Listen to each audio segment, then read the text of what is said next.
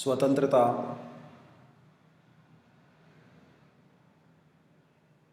के विविध प्रकार होते हैं।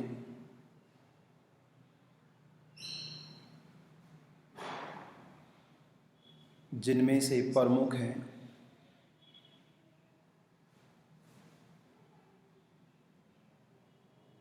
राजनीतिक स्वतंत्रता, जिनमें से प्रमुख हैं राजनीतिक स्वतंत्रता, आर्थिक स्वतंत्रता, सामाजिक स्वतंत्रता,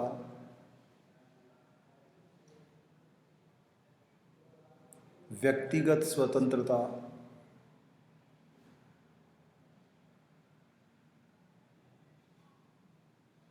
नागरिक स्वतंत्रता,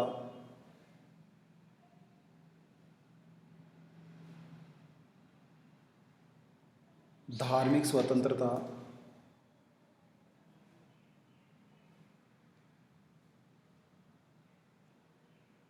सांस्कृतिक स्वतंत्रता,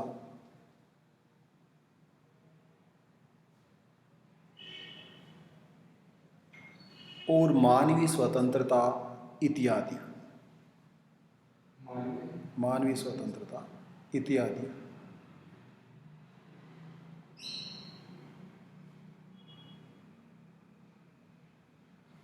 अब देखिए, इसका मतलब है स्वतंत्रता के प्रकार। ये क्या है? स्वतंत्रता की दशाओं को अभिव्यक्त करते हैं। स्वतंत्रता की दशा क्या है? कैसी दशा की आप उम्मीद करते हैं? स्वतंत्रता कौन से स्वरूप में रहती है, उसको अभिव्यक्त करते हैं। इन दशाओं में अगर स्वतंत्रता एक ऐसा वातावरण उत्पन्न करती है जिसमें व्यक्ति राजनीतिक अभिक्रियाओं में भाग लेने के लिए अवसर प्राप्त कर लेता है, ऐसी स्वतंत्रता क्या होती है? पॉलिटिकल फ्रीडम होती है। इसको राजनीतिक स्वतंत्रता कहते हैं। और इस राजनीतिक स्वतंत्रता के सबसे जो मुख्य समर्थक वो कह रहे हैं कि स्वतंत्रताओं में सबसे जो महत्वपूर्ण स्वतंत्रता है वो राजनीतिक स्वतंत्रता है। और ऐसी राजनीतिक स्वतंत्रता की तरह दूसरी होती है जो आर्थिक रूप से व्यक्ति को मिलती है, आर्थिक जीवन के लिए मिलती है, वह होती है आर्थिक स्वतंत्रता। इसका मतलब एडम स्मिथ ने जो बात कही है, कौन सी स्वतंत्रता का समर्थन कर रहा है? वह आर्थिक स्वतंत्रता का समर्थन कर रहा है। एडम स्मिथ कह रहे हैं लेसेज फेयर, व्यक्ति को खुला छोड़ दो। किस स्वरूप में? आर्थिक स्वरूप में। जो पूंजीवादी हैं, व्यक्तिवादी हैं, उदारवादी हैं, वो आर्थिक स्वतंत्रता को सबसे ज़्यादा महत्व दे रहे हैं। उनका ये मानना है कि आर्थिक रूप से जो वातावरण है, उस वातावरण में व्यक्ति को काम करने की और काम के बदले पैसे प्राप्त करने की स्वतंत्रता हो।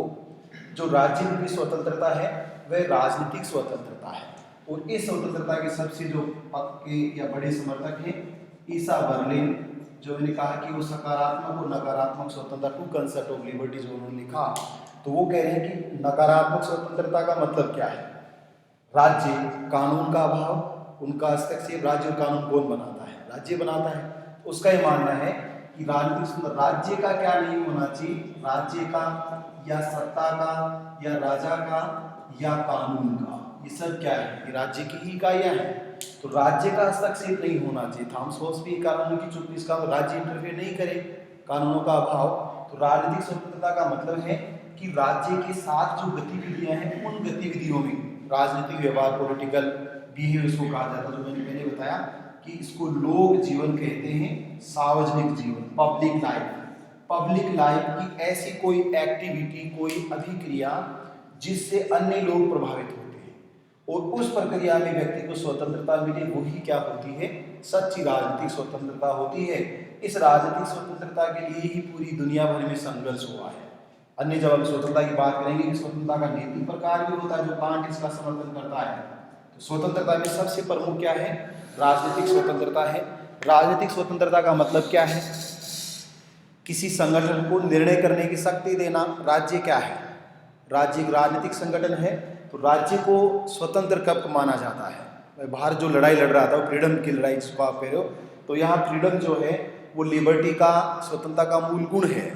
तो उस गुण के लिए ही संघर्ष कर रहे थे। पूरी दुनिया भर में हम देखेंगे कि जो स्वतंत्रता, अमेरिका का स्वतंत्रता घोषणा पत्र है, उसका नाम भी डिक्लेरेशन ऑफ लिबर्टी है, फ्रीडम। तो ऐसे ही फ्रांस की स्वतंत्रता, ऐसे ही भारत की स्वतंत्रता या अन्य किसी देश की स्वतंत्रता, या यूनान में जो स्वामी थे उनसे दास लोगों की स्वतंत्रता। तो वो स्वतंत्रता चाहते हैं। तो वो कैसी स्वतंत्रता है? वो राजनीतिक स्वतंत्रता है। जब हम पॉलिटिकल फ्रीडम की बात करते हैं तो उसके अन्य पक्ष भी होते हैं जो उसको प्रभावित करते हैं। जैसे तीसरी दुनिया के देशों ने राजनीतिक स्वतंत्रता तो प्राप्त कर ली द्वितीय महायुद्ध के बाद या सेकेंड वर्ल्ड वार के बाद, वो आज़ाद हो गई। लेकिन किस तरह की आज़ादी मिली उनको? उनको केवल राजनीतिक आज़ादी मिली, उनको आर्थिक आज़ादी नहीं मिली। कैसे? क्योंकि उनको आज़ादी ब्रिटेन से तो मिल गई, परंतु उनको आज़ादी मल्टीनेशनल कंपनियों से नहीं मिली, ट्रेड से नहीं मिली। इसलिए एक नए तरह का कॉलोनिज्म आया, नया इंपीरियलिज्म आया, उसको कहते हैं नव उपनिवेशवाद या नवीन साम्राज्यवाद, जहां आपको क्या करना पड़ता है? शासन व्यवस्था नहीं चलाना, इंटरफेयर भी नहीं करना, अपने ही देश में रहना है। सिर्फ आपको अपना पैसा उस देश में इन्वेस्टमेंट करना है, उस देश में लगाना है। जैसे मान लो पेप्सी को कंपनी हो या अन्य कोई कंपनी हो, थम्स अप हो, कोका कोला हो या अन्य कोई मल्टीनेशनल कंपनीज है, वो मल्टीनेशनल कंपनीज भारत में पैसा लगाती है, तीसरी दुनिया के तमाम गरीब देशों में पैसा लगाती है और उस पैसे का इन्वेस्टमेंट करके उनसे फायदा कमाती है। दो तरह के निवेश होते हैं, एक तो प्रत्यक्ष विदेश निवेश होता है, एक अप्रत्यक्ष होता है। तो फॉरेन, एक तो आई इंस्टीट्यूशनल निवेश उसको बोलते हैं, एक एफडीआई होता है। फॉरेन डायरेक्ट इन्वेस्टमेंट का तो क्या है? स्ट्रक्चर को डेवलप करता है। दूसरा जो एफआईआई होता है, फॉरेन इंस्टीट्यूशनल इन्वेस्टमेंट, वो शेयर बाजार में जैसे पैसा लगाया, संस्था पहले से थी, आपको सड़क नहीं बनानी, आपको सीसीटीवी कैमरे नहीं लगाने, आपको लाइट भी नहीं लगानी, आपको जो व्यवस्था चलती थी पैसे इन्वेस्ट करने ऑनलाइन, आपको सिर्फ पैसा इन्वेस्ट किया, शेयर बाजार के दाम बढ़े, जैसे भारत के वहाँ चले गए, वो तो एफआईआई होता है। दूसरा एफडीआई होता है, यहाँ कंपनी जो लगी हुई है उसको खरीद ले, तो वहाँ लेबर भी होती है, उसको पैसा देना पड़ता है, वो कार्य करती। मान लो एप्पल कंपनी यहाँ खोल दी, ऐसे गूगल कंपनी, अन्य जो कंपनियाँ हैं, सॉफ्टवेयर इंजीनियरिंग कंपनियाँ, वो भारत में इंडस्ट्री लगाएं, उपक्रम लगाएं। जैसे जर्मनी की कंपनी है सुजुकी वगैरह, मारुति कंपनी है, जापान की कंपनी हीरो होंडा वगैरह, ये क्या है? मल्टीनेशनल कंपनीज हैं। तो वो यहाँ इंडस्ट्री लगाती हैं, तो ज़मीन भी चाहिए उनको, ज़मीन के बाद वहाँ काम करने के लिए फैक्ट्री मजदूर भी चाहिए, तो थोड़ा सा रोजगार भी मिलता है। फिर वो सप्लाई करेंगे स्कूटर वगैरह, वाहन जो भी व्हीकल्स हैं, तो उनको चलाने के लिए रोड भी वो बनाएंगे। फिर उनको नेटवर्क भी चाहिए, तो इन्फॉर्मेशन जो नेटवर्क है उसको भी डेवलप करेंगे वो। तो इसका मतलब वहाँ थोड़ा थोड़ा संरचनात्मक विकास भी होता है, परंतु संस्थागत विदेशी निवेश में संरचनात्मक विकास नहीं होता। वहाँ सिर्फ पैसा लगाते हैं, जो ऑनलाइन होता है सिस्टम सारा। और मान लो भारत का सोना खरीद लिया, बाद में बेच दिया, तो आपको कुछ नहीं करना, दुकान थोड़ी खोलनी है, आपको नहीं जरूरत, कोई खोलने की जरूरत नहीं है। केवल निवेश किया, या बॉन्ड जो हम बेच रहे हैं, आईपीओ जो होता है उसको खरीद लिया, या जो गोल्ड योजना है, जो गोल्ड की जो बॉन्ड योजना, उसको परचेज कर लिया, बाद में आप बेच दो। तो हम यहाँ नहीं, हम पूरी दुनिया भर के हम भी शेयर खरीद सकते हैं, तो वहाँ निवेश नहीं होता, उसका नाम संस्थागत विदेशी निवेश होता है, पर वो निवेश नहीं होता एक्चुअली, वो केवल इम्पोज्ड होता है। इसका मतलब उन देशों को राजनीतिक स्वतंत्रता के बाद व्यक्ति को वोट देने का अधिकार, राजनीतिक स्वतंत्रता का मतलब चुनाव में भाग लेने का अधिकार, राजनीतिक स्वतंत्रता का मतलब राज्य की आलोचना करने का अधिकार, और पॉलिटिकल फ्रीडम का मतलब अगर आप योग्यता रखते हो तो राज्य के भागीदार बने। इसका मतलब राज्य और व्यक्ति के भी जो संबंध होते हैं, उन संबंधों में आपको स्वतंत्रता हो, उसको कहते हैं राजनीतिक स्वतंत्रता। आप सब लोग निर्धारित मानक तो होंगे ही होंगे कि 10वीं पास करने वाले पैरामिलिट्री फोर्सेज या फोर्सेज में शामिल हो सकते हैं, परंतु 10वीं की योग्यता सबके लिए है। फिर उसमें रिलैक्सेशन वो दे सकते हैं कि उम्र का साहब 18 से 21 नहीं, इनको SC ST OBC को 3 साल की और छूट दी जाएगी, 10+2 में अन्य कलर का उनमें छूट दी जाएगी, जो ट्रेड उनके अलग अलग हैं उनमें और छूट दी जाएगी। तो वैसे रेलवे में सब जगह, तो वो स्वतंत्रता कैसी है? राजनीतिक स्वतंत्रता। ऐसी स्वतंत्रता, ऐसा वातावरण जो वातावरण व्यक्ति और राज्य के बीच संबंधों को मजबूत बनाता है, ऐसा वातावरण ही क्या कहलाता है? ऐसी सुविधा राजनीतिक स्वतंत्रता है। दूसरी आर्थिक स्वतंत्रता, इसके मुख्य समर्थक एडम स्मिथ और कार्ल मार्क्स या मार्क्सवादी विचारक हैं। उनका यह मानना है कि राजनीतिक स्वतंत्रता कुछ नहीं होती। क्यों नहीं होती? क्योंकि राजनीतिक स्वतंत्रता राज्य से संबंधित है, और राज्य क्या है? वो वर्गों के कारण अस्तित्व में आता है, तो राज्य शोषण का उपकरण है, इसका मतलब वो बुरा है। तो स्वतंत्रता किसने दी? राज्य ने दी। तो राजनीतिक स्वतंत्रता इंपॉर्टेंट नहीं है। जिन्होंने राजनीतिक स्वतंत्रता जिनको मिली है, किनको मिली है? जो मोड ऑफ प्रोडक्शन, उत्पादक के साधन, उनके जो स्वामी, उनको मिली है। तो इसका मतलब कह रहे हैं राजनीतिक स्वतंत्रता तो अपने आप मिल जाएगी। आपको क्या चाहिए? आर्थिक स्वतंत्रता चाहिए। तो आर्थिक स्वतंत्रता क्या? पैसे की स्वतंत्रता है, आजीविका की स्वतंत्रता है। कोई जो रूसो कह रहा है कि कोई इतना गरीब नहीं हो कि अपने आप को बेचना पड़े, और कोई इतना अमीर नहीं हो कि वो दूसरे को खरीद सके। तो जो इकोनॉमिक इनइक्वालिटी है, आर्थिक विषमता, उसको कम करना, रुपए पैसे, अमीर और गरीबी का जो अंतर है, फर्क है, उसको कम करना।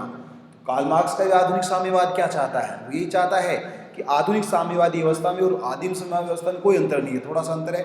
आदिम साम्यवादी व्यवस्था में कोई वर्ग नहीं थे, भेदभाव नहीं था, अमीर गरीब नहीं थे।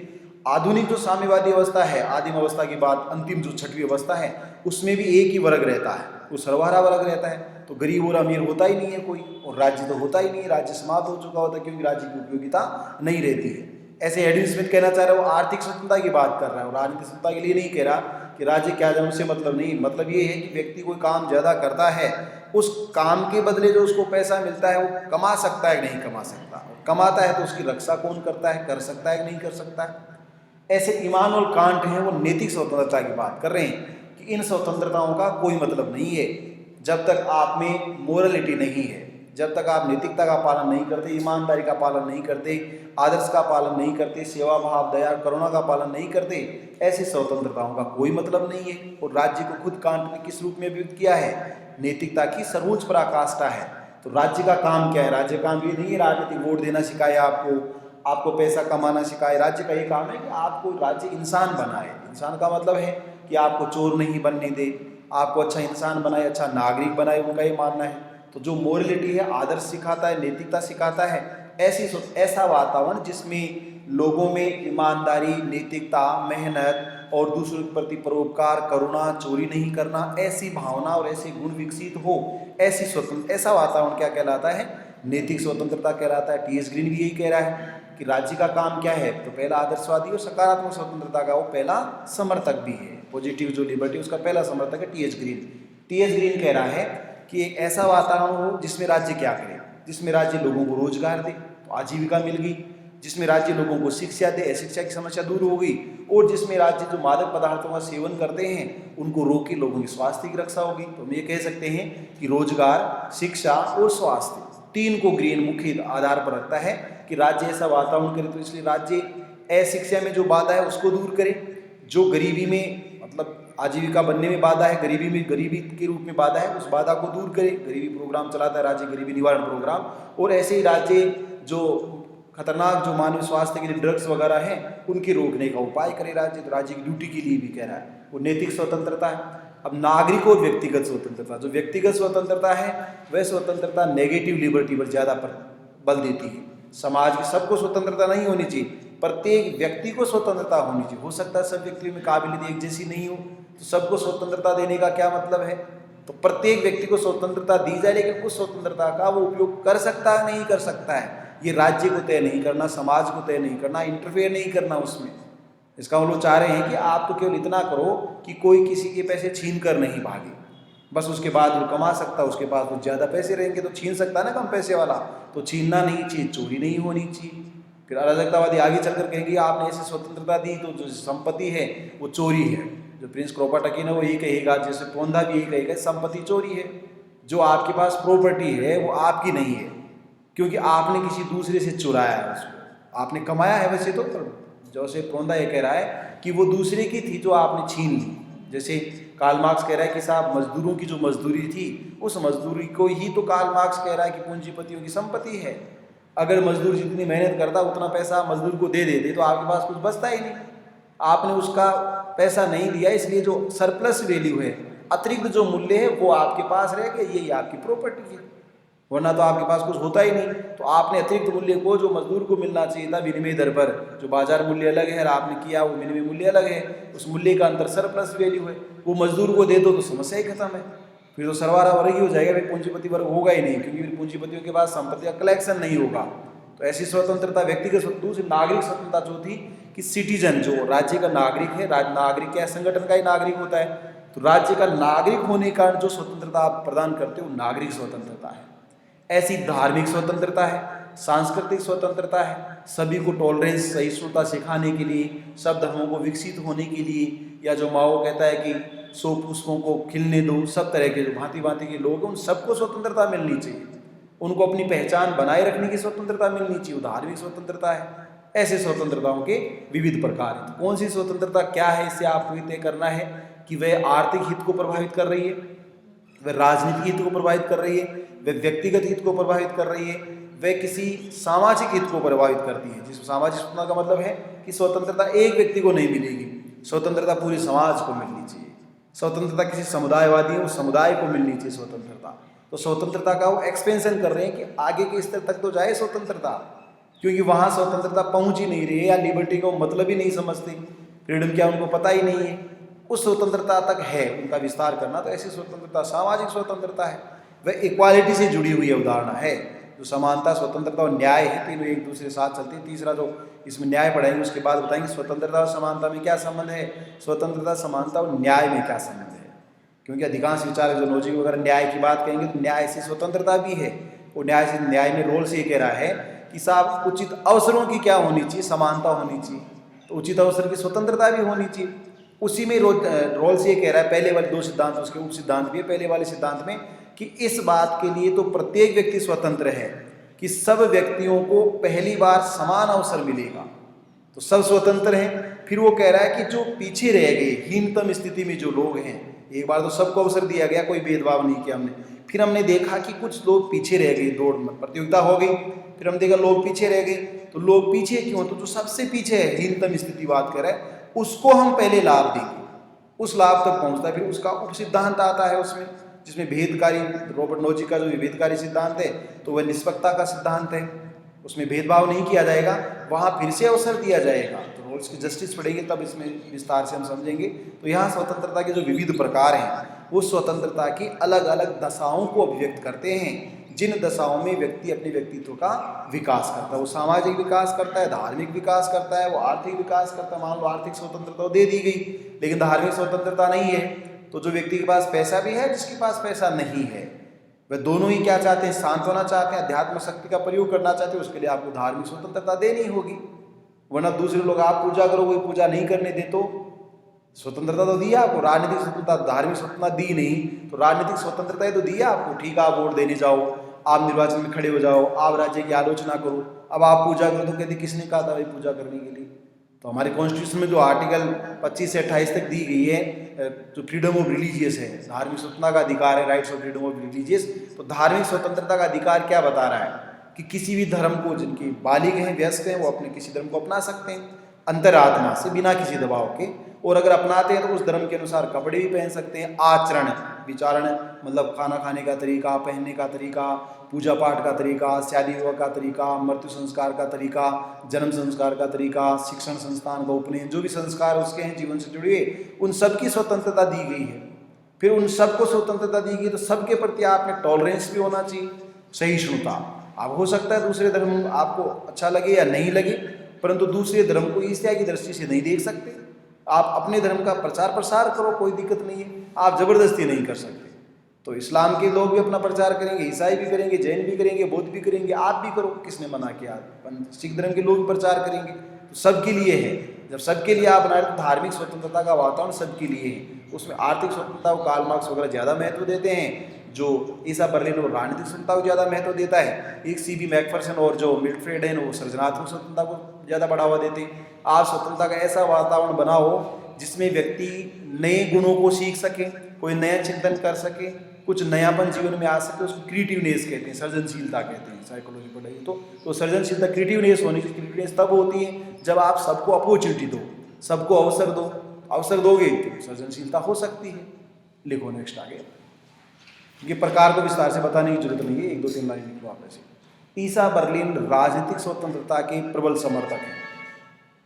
ईसा बर्लिन राजनीतिक स्वतंत्रता के प्रबल समर्थक हैं, जबकि ईसा बर्लिन राजनीतिक स्वतंत्रता के प्रबल समर्थक हैं, जबकि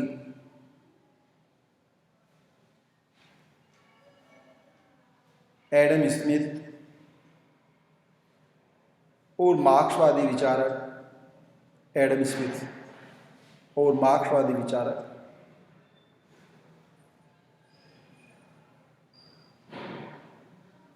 आर्थिक स्वतंत्रता का समर्थन करते हैं।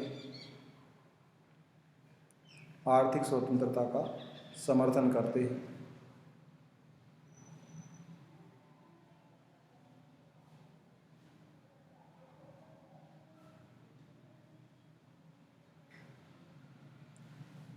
इमानुअल कांट नैतिक स्वतंत्रता को,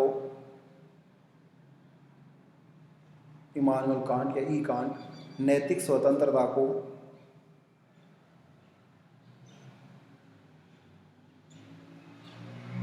स्वतंत्रता की अवधारणा का मूल आधार मानते हैं।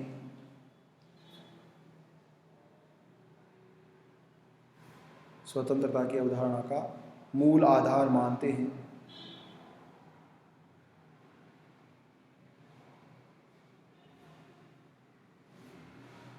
Next, J.S. मिल और उसके समर्थकों ने अथवा व्यक्तिवादियों ने, J.S. मिल और उसके समर्थकों ने अथवा व्यक्तिवादियों ने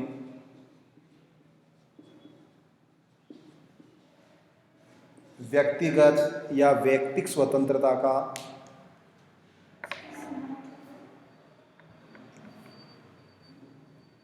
J.S. मिल और उसके समर्थकों ने व्यक्तिगत या वैयक्तिक स्वतंत्रता का समर्थन किया है।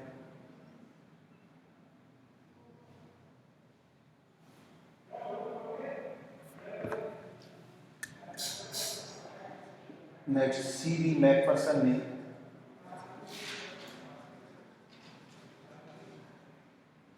मैकफर्सन ने सृजनात्मक स्वतंत्रता को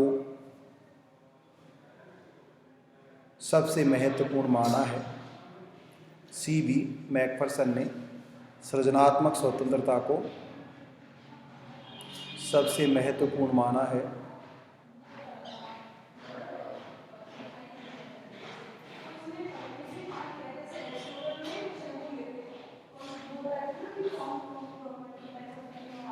अब देखिए स्वतंत्रता के इन स्वरूपों में ये जो अन्य अन्य स्वतंत्रता के प्रकार हैं, उन स्वतंत्रता के प्रकारों में जैसे जैसी दशाएं हैं, उन दशाओं को अभिव्यक्त किया गया कि उन दशाओं में किस तरह का वातावरण सृजित किया जाए और किस तरह से स्वतंत्रता विकसित हो। अब नेक्स्ट आप हेडिंग लिखो, स्वतंत्रता संबंधी प्रमुख चिंतन। स्वतंत्रता संबंधी प्रमुख चिंतन, और उसमें सबसे पहला चिंतन है लॉस्की का चिंतन। स्वतंत्रता संबंधी प्रमुख चिंतन,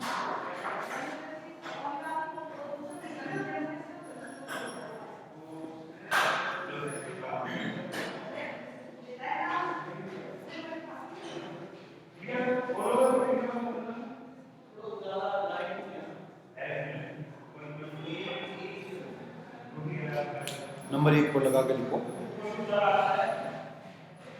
लास्की का चिंतन।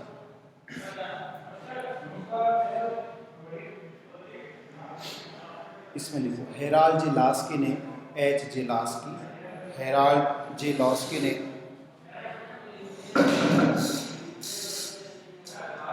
स्वतंत्रता की अवधारणा को, हेराल्ड जे लास्की ने स्वतंत्रता की अवधारणा को मानवीय व्यक्तित्व के विकास में, मानवीय व्यक्तित्व के विकास में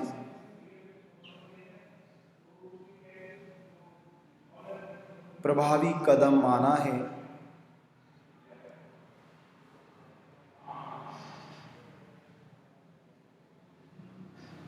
कंटिन्यू, लास्की के अनुसार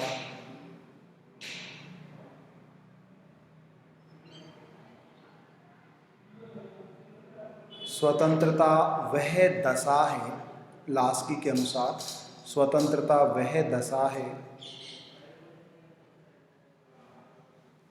जो व्यक्तिगत विकास को, स्वतंत्रता वह दशा है जो व्यक्तिगत विकास को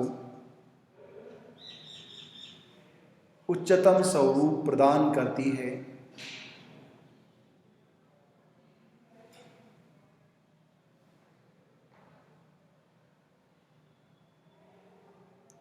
कंटिन्यू, लास्की के चिंतन में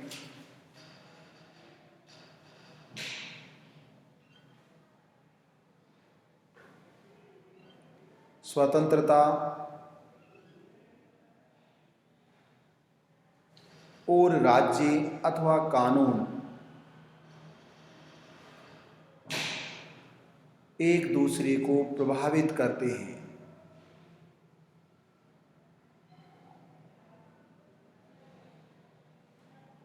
एक दूसरे को प्रभावित करते हैं।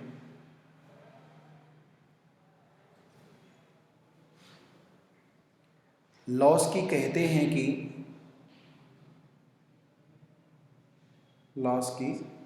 हैं कि स्वतंत्रता का मतलब है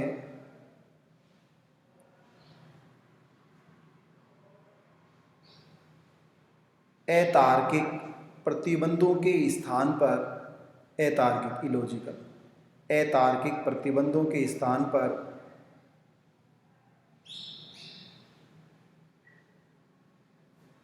तार्किक बंधनों का प्रयोग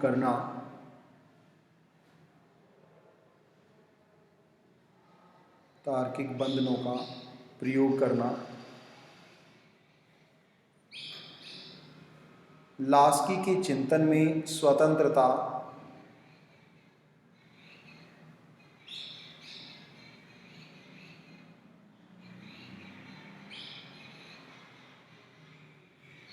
निर्धारित शर्तों के साथ जुड़ा हुआ दर्शन है।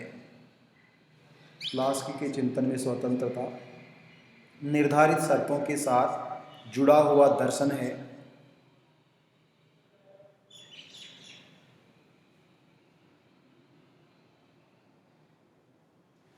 देखिए लॉस्की क्या है, वैसे उद्व्यक्तिवादी भी हैं और लॉस्की का ये मानना है कि वास्तव में स्वतंत्रता क्या होती है, व्यक्ति को प्राप्त होने वाला एक अवसर होता है और इस अवसर में व्यक्ति के व्यक्तित्व का क्या होता है, सर्वांगीण विकास होता है, इसलिए स्वतंत्रता जरूरी है। उसका ये मानना है कि स्वतंत्रता केवल प्रतिबंध विहीन अवस्था नहीं है कि जिस पर कोई प्रतिबंध नहीं वही स्वतंत्रता, ऐसा नहीं है, अपितु लिबर्टी का मतलब है जिसमें उचित प्रतिबंध हो, ऐसा कहा जा सकता है। अथवा हम कह सकते हैं राज्य या कानून केवल इतना हस्तक्षेप करे कि अगर व्यक्ति के सर्वांगीण विकास में कोई बाधा आती है तो उस बाधा को ब्रेक डाउन किया जा सके, इसका वो समर्थन करता है कि ऐसी स्वतंत्रता वह अवसर है, वह व्यक्ति से जुड़ी हुई है, व्यक्ति के लिए तो मानता है, व्यक्ति का चिंतन तो है इसका, परंतु लास्ट ये कह रहा है कि स्वतंत्रता का मतलब ये नहीं है कि निर्बाध स्वतंत्रता किसी को दे दी जाए, ऐसा नहीं है। सर्जन शीले जो इसको समर्थन कह रहे हैं, स्वतंत्रता अति शासन का विलोम है।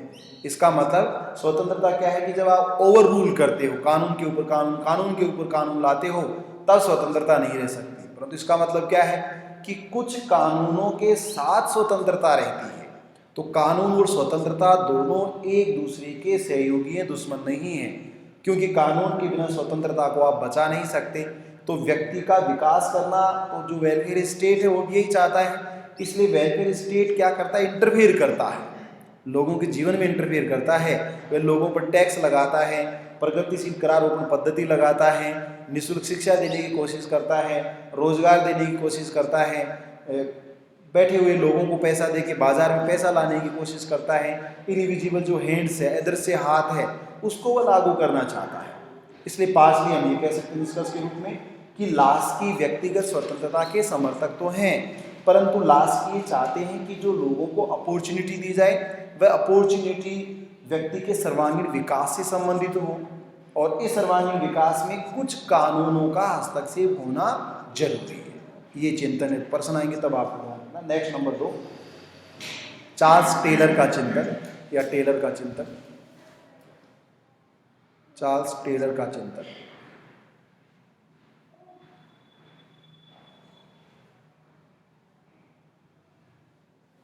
देखिए चार्ल्स टेलर भी हैं, वो भी व्यक्तिवादी विचारक हैं, और चार्ल्स टेलर ने स्वतंत्रता को 2 स्वरूपों में व्यक्त किया है। चार्ल्स टेलर का ये कहना है कि स्वतंत्रता क्या है, इस स्वतंत्रता के लिए चार्ल्स टेलर कह रहे हैं कि स्वतंत्रता इस स्वरूप में है। एक तो स्वतंत्रता की अवधारणा, तो स्वतंत्रता की ऐसी अवधारणा, स्वतंत्रता की अवधारणा जो अवसरों के रूप में, अवसरों की स्वतंत्रता का उपयोग है। तो अवसरों की स्वतंत्रता आप ऐसा कह सकते हो कि जो अपॉर्चुनिटी है, अवसरों की स्वतंत्रता एक स्वतंत्रता की अवधारणा है। दूसरा वो कह रहा है कि स्वतंत्रता क्या है, यह है प्रयोग की अवधारणा है। 2 तरह की अवधारणाओं के लिए कह रहे हैं, एक तो अवसर की अवधारणा है और दूसरी उसकी प्रयोग की अवधारणा है। 2 जगह यहाँ पर जो टेलर है वो ये कहना चाह रहे हैं कि जब हम ये बात करते हैं स्वतंत्रता की अवधारणा क्या है, अवसरों की स्वतंत्रता है, इसका मतलब है कि स्वतंत्रता सभी लोगों को समान अवसर प्रदान करती है। तो एक बार वो क्या करती है, सबको अवसर देती है। अगर सबको अवसर मिलता है तो वह स्वतंत्रता है। अगर कोई कानून अवसरों की समानता या स्वतंत्रता को रोकता है तो वह स्वतंत्रता का समर्थक नहीं है, उसको आप स्वतंत्रता नहीं कह सकते।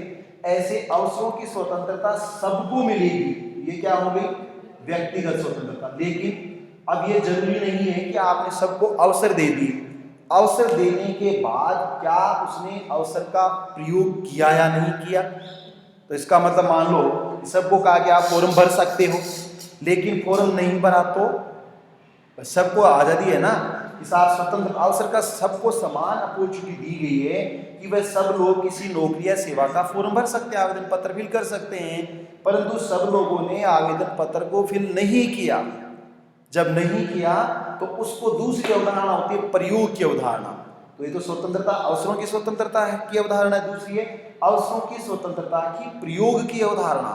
एक्सपेरिमेंट किया नहीं किसी ने तो स्वतंत्रता तो आपको दी गई, परंतु स्वतंत्रता का आपने उपयोग ही नहीं किया तो आपको मिली नहीं स्वतंत्रता। इसका मतलब ये कहना चाह रहा है बेसिकली कि सबको स्वतंत्रता तो दी गई, पर सबको दी गई स्वतंत्रता इस बात की गारंटी नहीं है कि सब लोगों ने स्वतंत्रता का प्रयोग किया, क्योंकि सबको आपने लिबर्टी तो दी परंतु लिबर्टी का प्रयोग ही नहीं किया उन्होंने।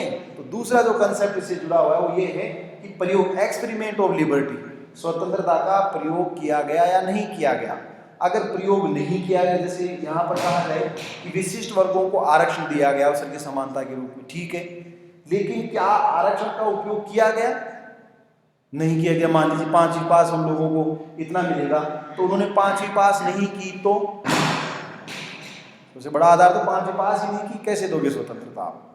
तो महिलाओं को स्वतंत्रता दी गई, लेकिन मान लीजिए वोट देने की स्वतंत्रता है, महिला पुरुषों दोनों को है, महिलाएं वोट देने नहीं गई तो प्रयोग नहीं किया गया ना उसका। महिला कह रही साहब मैं क्यों जाऊं, या पुरुषों को भी दी गई तो सब पुरुषों को दी गई। मान लो पुरुष खेत में काम कर रहा है, वो कह रहा है कि मैं वोट देने नहीं जाऊंगा, क्योंकि वोट देने जाऊंगा मैं तो मेरा काम थक जाएगा, मैं 2 घंटे लगेंगे 3 घंटे लगेंगे, मैं क्यों जाऊं वोट देने, मुझे मेहनत करनी है, मुझे कोई प्रधानमंत्री बने उससे कोई फायदा नहीं है।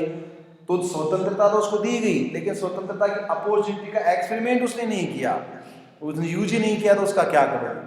ये मान लो आपको डाटा कार्ड दे दिएगा महिलाओं को, मोबाइल की फान की स्मार्टफोन की बात की गई, स्मार्टफोन दिए जाएंगे, ठीक है, उतनी महिलाओं को आपने दिया, परंतु स्मार्टफोन उसको चलाना ही नहीं आता, उसका स्मार्टफोन तो बेटा चला रहा है, बेटी चला रही है।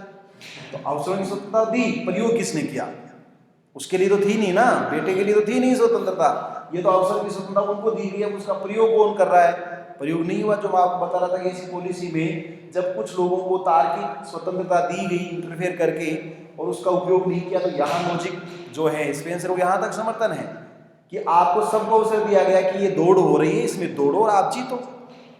अब लॉजिक कह रहा है किसी को ले जाकर थोड़े दौड़ाओगे वहां पर, जिसकी इच्छा ही नहीं है उसको कैसे दौड़ाओगे।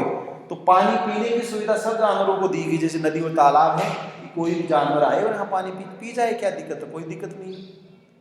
परंतु तालाब के पास घोड़े को ले गए, अब घोड़ा पानी नहीं पिए तो उसका सिद्धांत है ना कि उसको प्यास लगे नहीं लगे जो भी है, तो एक्सपेरिमेंट नहीं हुआ उसका। तो लिबर्टी तब मानी जाएगी जब आप किसी को स्वतंत्र करो और उस स्वतंत्रता देने के बाद स्वतंत्रता का वो क्या करे, उपयोग करे। राजनीतिक स्वतंत्रता पाकिस्तान को भी मिली, लेकिन पाकिस्तान राजनीतिक स्वतंत्रता का प्रयोग की अवधारणा नहीं कर पाया, उसमें लगातार बार बार सैन्य शासन बदलते गए। आज़ादी म्यांमार को भी मिली, 1935 में हमसे अलग कर दिया गया बर्मा जिसको आप कहते हो, लेकिन बर्मा में आज तक अभी डेमोक्रेटिक गवर्नमेंट नहीं आई। आंग सान सू की का नाम सुना होगा आपने, उस अवसर को छोड़कर आज भी मिलिट्री जुंटा ही है। तो लिबर्टी तो दी ना, स्वतंत्रता उनको दी गई, राष्ट्र की स्वतंत्रता उनको दी गई, लेकिन राष्ट्र स्वतंत्रता का प्रयोग ही नहीं कर पाया। तो स्वतंत्रता तब लागू होती है जब उसका एक्सपेरिमेंट किया जाए। स्वतंत्रता दी गई कि बालक और बालिकाएं, जो मैंने पहले बताया, स्कूलों में जाने की स्वतंत्रता है, परंतु बालिकाएं गई नहीं स्कूल या उनको भेजा ही नहीं किया, तो स्वतंत्रता किस बात है, फिर स्वतंत्र कैसे है। ऐसे तो लिबर्टी है ना कॉन्स्टिट्यूशन में, ऐसा नहीं कॉन्स्टिट्यूशन ये करे महिलाओं को स्वतंत्रता नहीं है कपड़े पहनने की, पुरुषों को ही है, रात में महिलाओं को जाने की स्वतंत्रता नहीं है पुरुषों को, ऐसा संविधान में कहीं नहीं लिखा हुआ है। तो ये जो कहते हैं लोग, जो पॉलिटिशियन कहते हैं साहब रात में क्यों गई, तो ये कोई बैन थोड़ा कर रखा है कहीं कि साहब 8 बजे बाद महिलाएं बाजार में नहीं जा सकती, ऐसा लिखा हुआ तो बता दो आप, कहीं नहीं लिखा हुआ। अब उसका प्रयोग नहीं कर पाए, तो इसलिए यहां चार्ल्स टेलर कह रहा है कि सच्ची स्वतंत्रता 2 नंबर पर है। तो पहली स्वतंत्रता में तो इस हस्तक्षेप की जरूरत ही नहीं है, वो नकारात्मक स्वतंत्रता है। दूसरी स्वतंत्रता सकारात्मक स्वतंत्रता है, जिसमें स्टेट इंटरफेयर करता है कि उसका एक्सपेरिमेंट उनको मिले, जिनकी वो स्वतंत्रता है उनको मिले, तो उनके मिलने के लिए भी व्यवस्था करता है। जैसे महिलाओं के प्रति क्राइम होते हैं तो उनके लिए पुलिस थानों की व्यवस्था की गई है ना। पुलिस थानों की व्यवस्था क्या है? एक्सपेरिमेंट, ये है, प्रयोग है उसका। 3 तलाक का अधिकार दिया गया, उसमें समानता है। उसका प्रयोग कितने लोगों ने किया, प्रयोग किया कि नहीं किया, तो वो स्टेट इंटरफेयर कर रहा है, क्रियान्वित है उसका। तो ये कार्यात्मक स्वरूप है, नकारात्मक स्वतंत्रता से सकारात्मक स्वतंत्रता। चार्ल्स टेलर ने स्वतंत्रता की अवधारणाओं को प्रयोग की अवधारणा कहा है, और उसके 2 प्रयोग बताए, एक अवसरों की स्वतंत्रता का प्रयोग और दूसरा अवसरों की स्वतंत्रता के प्रयोग की अवधारणा, उनके एक्सपेरिमेंट की लागू करने की अवधारणा। देखो इसमें चार्ल्स टेलर स्वतंत्रता की अवधारणा को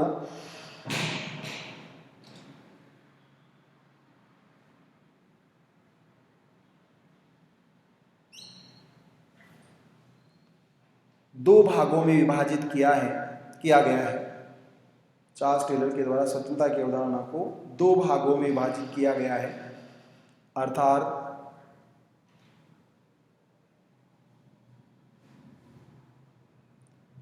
अवसरों की स्वतंत्रता की अवधारणा, अर्थात नंबर 1 अवसरों की स्वतंत्रता की अवधारणा,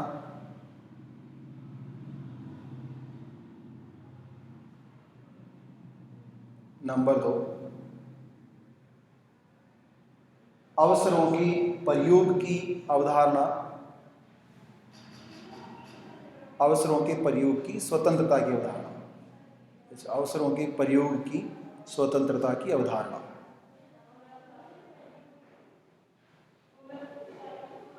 नेक्स्ट में स्वतंत्रता का पहला स्वरूप नकारात्मक स्वतंत्रता का प्रतीक है।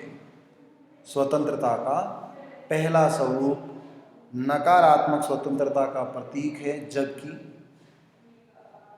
स्वतंत्रता का पहला स्वरूप नकारात्मक स्वतंत्रता का प्रतीक है, जबकि दूसरा स्वरूप सकारात्मक स्वतंत्रता को अभिव्यक्त करता है, जबकि दूसरा स्वरूप सकारात्मक स्वतंत्रता को अभिव्यक्त करता है।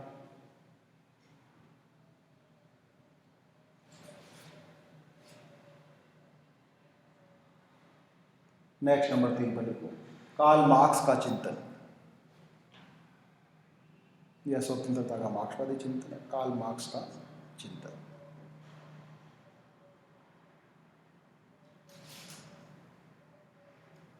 तो देखिए, कार्ल मार्क्स ने डायरेक्ट लिबर्टी की बात नहीं की है, क्योंकि स्टेट नहीं होता है, परंतु कार्ल मार्क्स ने स्वतंत्रता की जो स्थिति है उसको अलगाव के अभाव की स्थिति कहा है। कि स्वतंत्रता क्या है? कार्ल मार्क्स ये कह रहा है स्वतंत्रता का मतलब है अलगाव के अभाव की दशा या की स्थिति।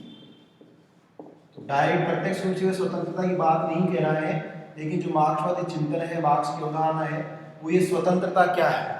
स्वतंत्रता का मतलब ही यही है कि स्वतंत्रता जिसको आप लिबर्टी कहते हो, वह स्वतंत्रता किसको अभिव्यक्त करती है? अलगाव की अभाव की स्थिति को उत्पन्न करती है। इसका मतलब अलगाव, एलियनेशन थ्योरी क्या है? अलगाव का सिद्धांत है। कार्ल मार्क्स का ये मानना है कि जो व्यक्ति कार्य करता है, उद्योगों में करता है, खेतों में कार्य करता है, अन्य फैक्ट्रियां हैं, कामगार हैं, कहीं भी वो उद्योग धंधों में, संगठन में कार्य करता है, वह संगठन में 4 तरह का अलगाव देखता है। अलगाव होता है और नहीं होगा तो स्वतंत्रता हो जाएगी। ऐसे स्वतंत्रता होती ही नहीं है। जब तक राज्य स्वतंत्रता हो नहीं सकती। क्यों नहीं हो सकती? क्योंकि पूंजीवाद के कारण व्यक्ति में अलगाव की संकल्पना आती है। अलगाव क्या होता है? अलगाव का मतलब होता है अलग हो जाना। अलगाव का मतलब क्या होता है? अलग होना। अब अलग किससे होना होता है? 4 तरह का अलगाव होता है। कितने तरह का अलगाव होता है? 4 तरह का। नंबर 1, उस वस्तु से, इसका मतलब जो वस्तु उत्पादित की जाती है उस वस्तु से अलगाव, उत्पादित वस्तु से। इसका मतलब कार्ल मार्क्स ये कह रहा है कि जब पूंजीवाद की अवस्था होती है, राज्य की अवस्था होती है, तो उसमें उत्पादन में लोग लगे हुए हैं, फैक्ट्री में जाते हैं, कामगार लगे हुए हैं। वो कामगार जिस वस्तु को बनाते हैं उस वस्तु से वो क्या हो जाते हैं? अपने आप को अलग मानते हैं। कैसे मानते हैं? क्योंकि जिस रचना का वो निर्माण करते हैं उस रचना में उनका प्रत्यक्ष कोई योगदान नहीं होता है।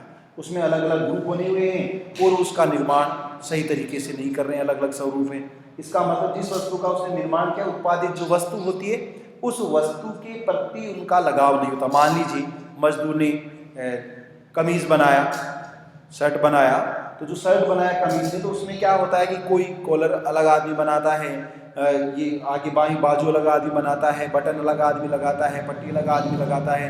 तो अब वो कह रहे हैं कि ऐसे अलग अलग स्वरूप होने से क्या होता है कि वह अपनी रचना से क्या हो जाता है, अलग हो जाता है। तो अपने आप ही उस रचना से अलग हो, जिस रचना का आपने निर्माण किया उससे अलग हो जाता है। पहला तो अलगाव होता है, जो उत्पादित वस्तु करता है उस वस्तु से अलगाव हो जाता है। दूसरा, वह उन लोगों से यानी समूह से आप मान सकते हो, समूह से अलग, जिस समूह में रहकर वह काम करता है उस समूह से भी वो क्या हो जाता है, अलग हो जाता है। कैसे अलग हो जाता है? ये औद्योगिक कामगार की स्थिति है कि मान लीजिए फैक्ट्री में ए व्यक्ति काम कर रहा है, बी व्यक्ति कर रहा है, सी व्यक्ति काम कर रहा है, ठीक है। इसके अलावा एक व्यक्ति काम नहीं कर रहा। अब कंडीशन क्या है कि जब ए व्यक्ति काम नहीं करता है तब किस व्यक्ति को रोजगार मिलेगा? डी व्यक्ति को रोजगार मिलेगा। मान लीजिए ए बीमार हो गया और बी व्यक्ति को रोजगार मिलता है। इसका मतलब क्या है? इसके प्रतिस्थापन के रूप में ये आया है। ऐसे ही अन्य व्यक्ति के लिए आया है, या मृत्यु हो गई या छोड़कर चला गया। मान लीजिए फिक्स का इतने लोग हैं, 3 लोग हैं, इन 3 लोगों के स्थान पर दूसरा तभी आएगा जब इनमें से कुछ अलगाव होगा। तो जैसे ऐसा होता है तो वो सोचता है कि मेरी जगह ही आया है, तो जो चला गया आदमी, छोड़ के चला गया, उसके प्रति इसमें कोई सहमति नहीं रहती, कोई सद्भावना नहीं है, सांत्वना नहीं है, इसलिए ये अपने लोगों से क्या हो जाता है, अलग हो जाता है, उससे कोई मतलब नहीं। तीसरा जो होता है समूह के साथ, अपने आप से स्वयं से अलग हो जाता है। अब स्वयं से कैसे अलग होता है? क्योंकि वह जब मशीनों के साथ रात दिन काम करता है तो वह अपने अस्तित्व को ही भूल जाता है। सुबह गया, काम किया, शाम को आया, सो गया, सुबह गया, काम किया, शाम को आया, सो गया। तो एक ये मशीन की तरह व्यवहार करता है, क्योंकि उसमें श्रम कानून नहीं है कि 8 घंटे काम करेगा या 6 घंटे करेगा। जैसे यहाँ नौकरी मान लो 10 बजे आया, 4 बजे चला गया, ऐसा नहीं है। वो काम ही करता रहेगा, उसको पैसे नहीं मिलेंगे। वो सुबह से शाम तक काम करेगा, फिर शाम को थक कर चला जाएगा, फिर भोजन करके वह सो जाएगा, सुबह फिर उठेगा, नहाएगा धोएगा, तैयार होएगा, फिर आएगा, फिर काम करेगा, फिर जाएगा। तो ऐसे देखा होगा आपने कि मशीनें, तो जो वेस्टर्न कल्चराइजेशन जिसको गांधी शैतानी सभ्यता कहता है, उसमें एक बालक से पूछा जाता है, भाई पिता क्या करते हैं? उसने कहा पिता का मुझे नहीं पता क्या करते हैं। तो पिता क्यों नहीं पता? कि पिताजी सोते हैं। उसे पूछा भाई क्यों नहीं, क्या हो, क्या करते? सोते हैं पिताजी। तो ऐसे कैसे हुआ कि मैंने देखा नहीं, कैसे?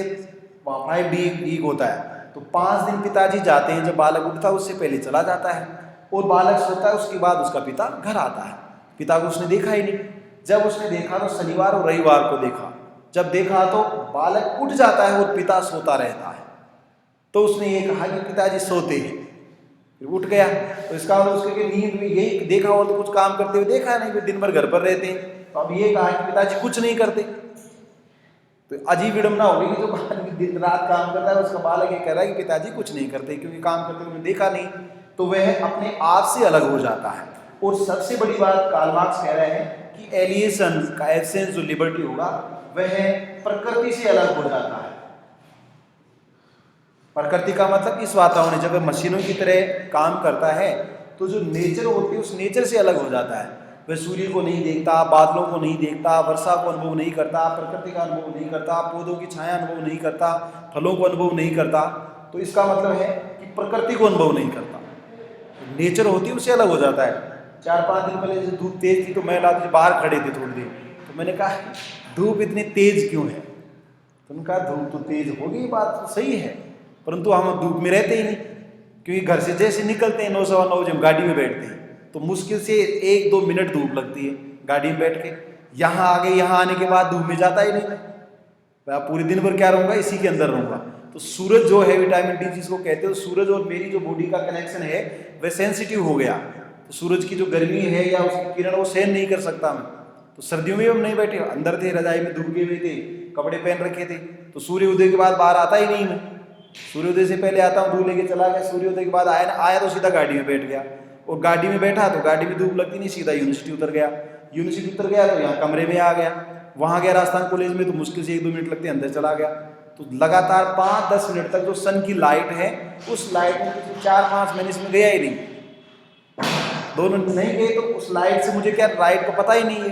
अब जैसे अपनी पहले चलता है जैसे चंद्रमा है तो चंद्रमा में देखता ही नहीं, तो अब वो ये कार्ल मार्क्स ये कह रहा है कि प्रकृति से आदमी क्या हो गया, अलग हो गया। जो मशीन की तरह आदमी काम करता है फिर नहीं केवल उत्पत्ति रचना से अलग हो गया, अलग अलग लोगों ने बनाया, अलग अलग यहाँ पर समूह से अलग हो गया कि एक दूसरे का काम खा जाते हैं, यहाँ पर खुद से ही अलग हो गया, उसको पता ही नहीं है दिन भर के लिए, इसका अपने आप से ही अलग हो गया, वो उसकी बॉडी उसका जीवन अलग होगी व्यक्तित्व। और यहाँ कह रहा है जिस प्रकृति में वो रहता है, तो एक टिन शेड के लिए नीचे काम करता है, फैक्ट्री में कभी आपने देखिए कॉटन मिल वगैरह जो जिसमें काम करते हैं, सूरज का कोई लेना देना ही नहीं है, तो व्यक्ति प्रकृति का जो आनंद है उस प्रकृति से जुड़ाव नहीं होता, वो अलग हो जाता। मान लो प्रकृति में बाहर गए, आप खेतों में काम किया, पेड़ पौधे लगाए, उन्हें पानी दिया, तो धूप लग गई, जल गई, तो आपको पता है, सर्दी लग गई तो उनको ना पानी वगैरह लगाई, जो भी आप बचाव करने का तरीका क्या, तो आपको पता है कि पेड़ को कैसे पाला गया है।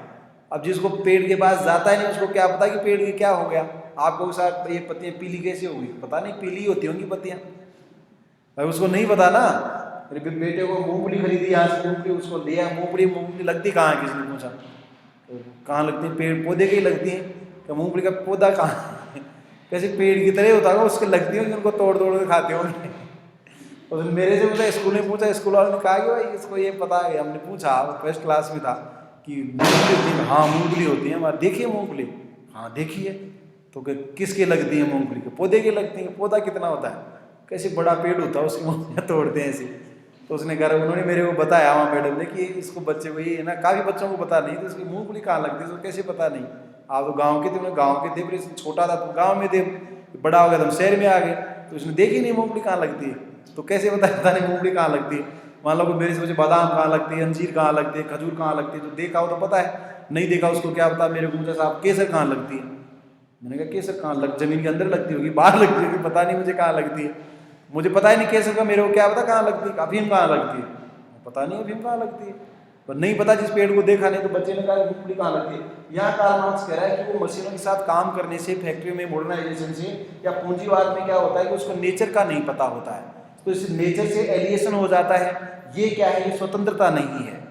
तो एब्सेंस ऑफ एलिएशन, इस अलगाववाद की अनुपस्थिति क्या है, नहीं होना। यदि अलगाववाद नहीं हो तो स्वतंत्रता है, और अलगाववाद है तो स्वतंत्रता नहीं है। इसका मतलब हम कह सकते हैं कि राज्य है तो स्वतंत्रता नहीं है, राज्य नहीं है तो स्वतंत्रता है। पूंजीवाद है, व्यक्तिवाद है, उदारवाद है तो स्वतंत्रता नहीं है, ये नहीं है तो स्वतंत्रता है। समाजवाद में वो क्या चाह रहा है, स्वतंत्रता चाह रहा है, जहाँ सब लोग मिलजुल कर रहते हैं, जहाँ सब लोगों को पता होता है कि वो क्या काम कर रहे हैं, जहाँ सब लोग प्रकृति से जुड़े होते हैं, जहाँ एक व्यक्ति का अहित दूसरे का हित नहीं हो सकता है, वो सपोर्ट काम करते हैं।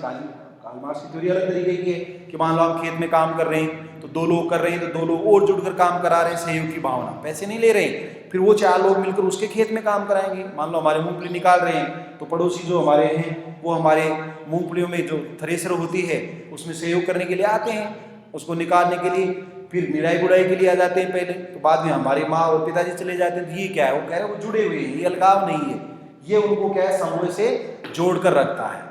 और आप पैसे लेते हो तो मशीन की तरह हो गया, तो एज ए मशीन या टूल्स की तरह ट्रीट किया गया, वो एलिएशन है। इसलिए कार्ल मार्क्स का 4 तरह के एलिएशन थ्योरी कहा जाता है। इसको अलगाव का सिद्धांत, उत्पत्ति से अलगाव हो जाता है, क्योंकि अलग अलग लोग अलग अलग चीज़ें बनाते हैं, तो उस रचना से उसको कोई मतलब नहीं रहता। मान लो पूरा शर्ट ही एक बनाए दर्जी, तब तो समझ में आ गया, परंतु अलग अलग काम करें लोग तो उसको मतलब कॉलर जानता है, कॉलर के अलावा जानता नहीं, कॉलर बनाई मैंने तो क्या मतलब मेरे को, फिर ये आगे से किसी ने बनाया, बटन किसी तीसरे ने लगाया, फिर इसको टुकड़े किसी चौथे ने किए अलग अलग, और जोड़ा किसी ने। ऐसे तो दर्जी काटता है फिर जोड़ता है सारे को, पर काटने वाला अलग है, जोड़ने वाला अलग है, टाँके लगाने वाला अलग है, बटन लगाने वाला अलग है।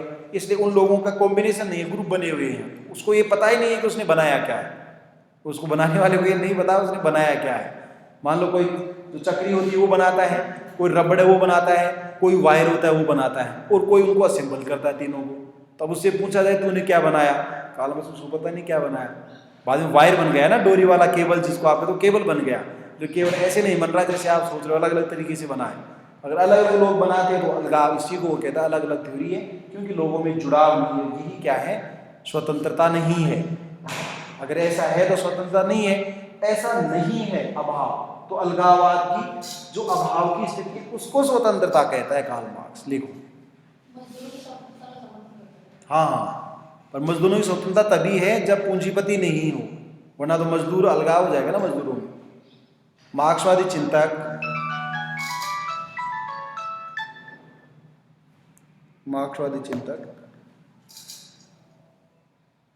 स्वतंत्रता का अभिप्राय,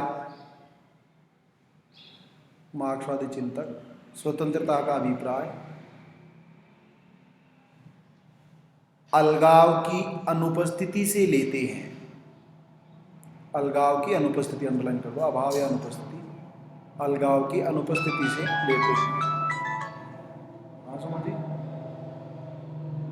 हेलो, हाँ नमस्ते।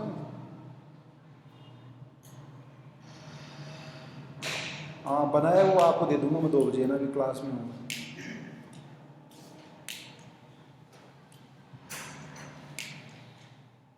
नहीं पुराना ही जोड़ा नहीं ये। हाँ गणराज्य वाला, ठीक है।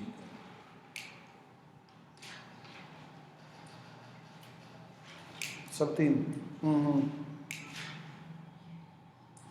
हाँ कर लोगे, वो कर लेंगे 2 बजे ना। ठीक।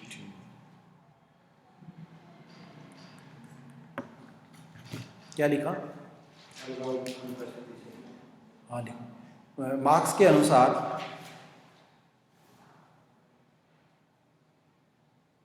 राज्य की उपस्थिति या पूंजीवाद की अवस्था ने, राज्य की उपस्थिति या पूंजीवाद की अवस्था, ऐसे लिखो, राज्य की उपस्थिति या पूंजीवाद की अवस्था 4 तरह की अलगाव की स्थिति को जन्म देती है। 4 तरह की अलगाव की स्थिति को जन्म देती है।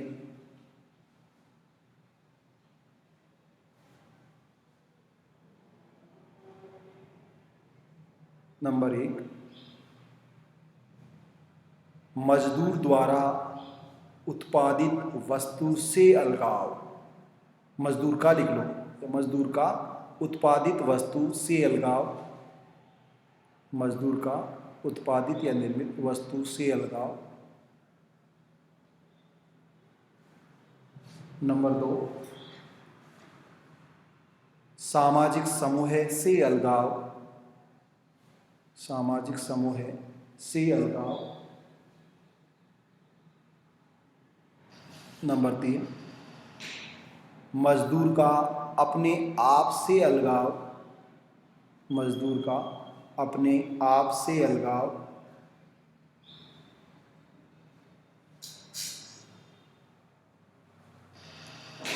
और नंबर 4, मजदूर का प्रकृति से अलगाव, मजदूर का प्रकृति से अलगाव।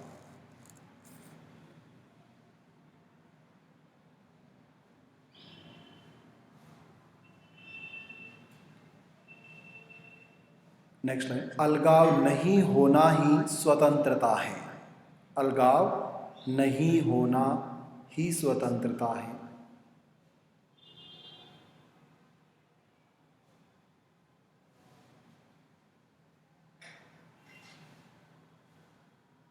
अर्थात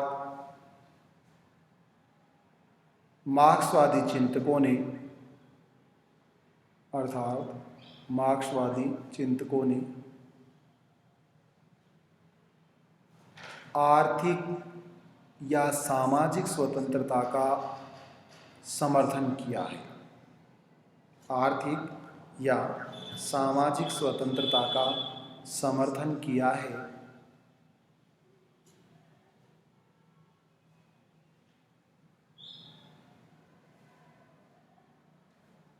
नेक्स्ट को नंबर 4, जे.एस. मिल का चिंतन। जे.एस. मिल, जॉन स्टुअर्ट मिल, जे.एस. मिल का चिंतन।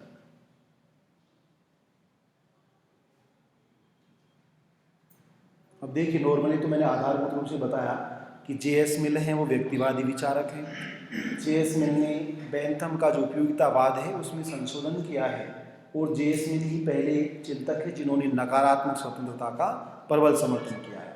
स्वतंत्रता का समर्थन उन्होंने क्यों किया? उन्होंने अपनी पुस्तक ऑन लिबर्टी 1859 में स्वतंत्रता के अलग अलग स्वरूप बताए हैं। और उनका स्वतंत्रता क्यों मिलनी चाहिए व्यक्ति को, और राज्य का कम से कम प्रतिबंध क्यों होना चाहिए। तो यहाँ स्वतंत्रता को तर्क देता है कि सामान्य रूप से स्वतंत्रता क्या है, प्रतिबंधों के अभाव की स्थिति है। तो प्रतिबंध नहीं होने चाहिए, तो प्रतिबंध नहीं होना पहली बात। दूसरा, प्रतिबंध क्यों नहीं होना चाहिए उसके कारण बताएगा। तो जेएसपी ने 3 तरह की स्वतंत्रता को अभिव्यक्त किया है। उसका ये कहना, नंबर 1 चिंतन विचार विमर्श की स्वतंत्रता, अभिव्यक्ति जिसको आप कहते हैं व्यक्ति स्वतंत्रता वगैरह है, वो है चिंतन करने की स्वतंत्रता, सोचने की, विचार करने की और एक दूसरे से तर्क वितर्क करने की स्वतंत्रता, ये स्वतंत्रता होनी चाहिए। दूसरी वह स्वतंत्रता की व्यक्तिकता का सिद्धांत, इसका समर्थन करता है व्यक्तिकता का सिद्धांत। और तीसरा उसका आधारभूत तो निष्कर्ष है कि चिंतन और विचार की स्वतंत्रता व्यक्ति की स्वतंत्रता है, उसके साथ साथ व्यक्ति की स्वतंत्रता का प्रबल समर्थन करता है। और अधिसत्ता की जो परिसीमा है उसकी वो बात करता है कि कहाँ तक उसका अधिसत्ता का नियंत्रण होना चाहिए या नहीं होना चाहिए। नकारात्मक स्वतंत्रता चाहता है पहले स्वरूप में चिंतन विचार विमर्श की स्वतंत्रता, वहाँ जेएसपी ये कहता है कि स्वतंत्रता का मतलब क्या है, उसके 4 अलग अलग तरीके से बताया। स्वतंत्रता का मतलब है कि चिंतन करने की स्वतंत्रता, बोलने की स्वतंत्रता, विचार विमर्श करने की स्वतंत्रता। ऐसा क्यों है? जेएसपी कहता है कि जब आप सब लोगों को बोलने का अवसर दोगे, चिंतन करने का अवसर दोगे, विचार रखने का अवसर दोगे, तो उससे क्या होगा कि सच और झूठ का पता चलेगा। झूठ कोई बोलता है, आप कैसे बोलेगा तभी तो झूठ का पता चलेगा। आप भी बोल रहे हो, मैं भी बोल रहा हूँ, लेकिन झूठ और सच क्या है तभी पता चलेगा जब मैं और आप दोनों बोलेंगे तो उनमें से सच क्या है, सच बाहर निकल कर आएगा। अगर आप किसी को बोलने से रोक दोगे तो आप तो बोलो और वो लोग नहीं बोलेंगे, तो सच छिपा हुआ रह जाएगा। इसलिए जेएसमिल कह रहा है कि चिंतन और विचार विमर्श की स्वतंत्रता असीमित स्वतंत्रता होनी चाहिए, जिस पर किसी भी प्रकार का कोई भी प्रतिबंध नहीं रहेगा। असीमित स्वतंत्रता का समर्थन कर रहा है कि व्यक्ति को बोलने की, लिखने की, अभिव्यक्त करने की, विचार विमर्श करने की पूर्ण स्वतंत्रता होनी चाहिए। इसको स्वतंत्रता की स्थिति कहते हैं कि व्यक्ति बोले, चलो झूठ बोल रहा है बोलने दो, वो बोलेगा तो झूठ का पता चलेगा। कब तक झूठ बोलता रहेगा? झूठ बोलता ही रहेगा तो सच सामने ही आ जाएगा। जैसे पुलिस वाले क्या करते हैं, झूठ बोलता ही जाता है, सच थोड़ा बोलता है। झूठ बोलता तभी तो उनको पता लगता है झूठ बोल रहा है। फिर बोलता रहे तो भाई वहां था मैं, तो झूठ बोला उसने, उसका पता करेंगे, वेरिफिकेशन करेंगे, वहां नहीं था भाई, यहाँ था नहीं, तो मोबाइल की लोकेशन वगैरह देखते हैं, इस तारीख को तो यहाँ था। फिर दूसरे से पूछे भाई इसको देखा था, उसने कहा मेरे को किसने नहीं देखा। कोई कहते कि मैंने देखा था, तो फिर उसके झूठ का पता चल गया, सत्य आ गया। तो सत्य में जयते जिसको कहते हैं सत्य अंतिम है। पर सत्य का पता तभी लगता है जब सब लोगों को आप असीम रूप से बोलते रहने की, विचार विमर्श करने की स्वतंत्रता दोगे। कुछ भी लिखो, लिखा हुआ गलत है, लिखेगा तभी तो पता चलेगा गलत क्या है। हम लोग कहते हैं ना गाँव में कि वो चुप रह गया आदमी, तो चुप रहना ज़्यादा खतरनाक है, क्योंकि वो क्या करना चाहता था, क्या कहना चाहता था, सुना ही नहीं किसी ने। और फिर अवसर मिला तो उसने कहा मेरे को तो बोलने नहीं दिया था आपने, तो बोलने नहीं तो बोलता तो उसी दिन पता चल जाता ना कि क्या चाहता है। मान लो लड़ाई करना चाहता है, मारना चाहता है, दंगे फसाद करना चाहता है, शांति से मिलजुल कर रहना चाहता है, समझौता करना चाहता है, तो चुप रहे। तो चुप रहना ये क्या है? ये स्वतंत्रता नहीं है।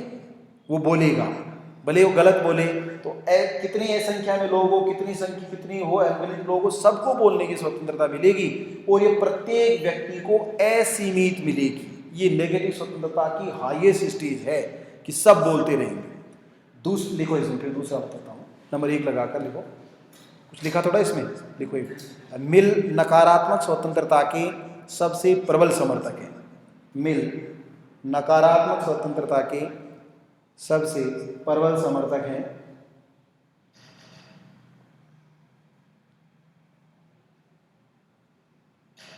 यद्यपि कुछ विचारकों की मान्यता है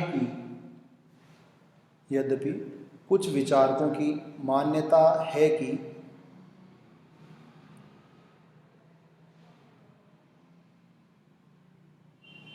मिल सकारात्मक स्वतंत्रता के लिए ही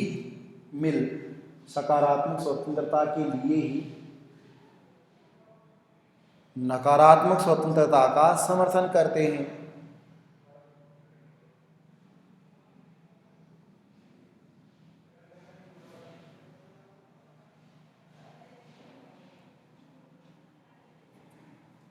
कंटिन्यू। जे.एस. मिल ने स्वतंत्रता को जे.एस. मिल ने स्वतंत्रता को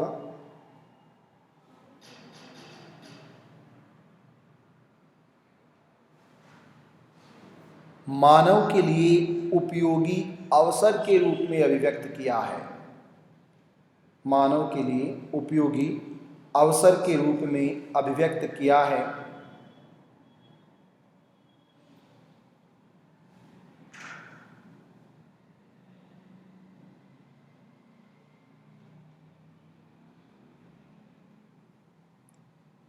देखिए जे स्मिथ क्या है कि संशोधनवादी उपयोगितावादी है।